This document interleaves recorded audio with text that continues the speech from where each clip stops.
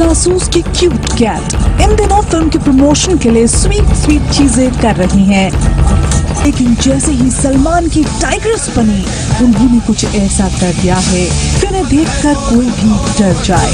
Cat कुछ ऐसा करने जा रही है कि उनसे पंगा लेने से पहले कोई भी 100 दफा सोचेगा, क्योंकि कटरीना ने यहाँ अपनी सारी क्यूटनेस छोड़ दी है और वो बन गई हैं डेंजरस।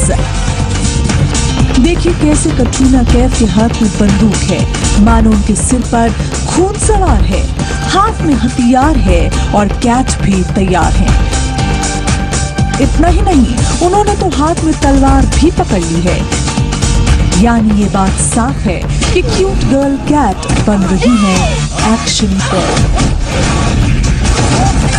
दरअसल कटरीना सलमान की फिल्म टाइगर जिंदा है में काम करने जा रही हैं और इस रोल के लिए उन्हें लेनी पड़ रही है टफ ट्रेनिंग।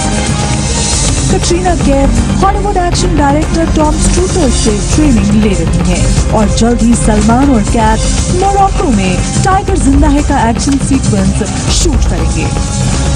लगता है कि इस बार सलमान खान के साथ काम करना कैट के लिए इतना आसान नहीं होगा। उन्हें भी फिल्मी पर्दे पर बंदूक तलवार से खेलना होगा, एक्शन का सुपर डोज दिखाना होगा और ये बात साबित करनी होगी कि सलमान टाइगर है तो कटरीना भी किसी टाइगर से कम नहीं है।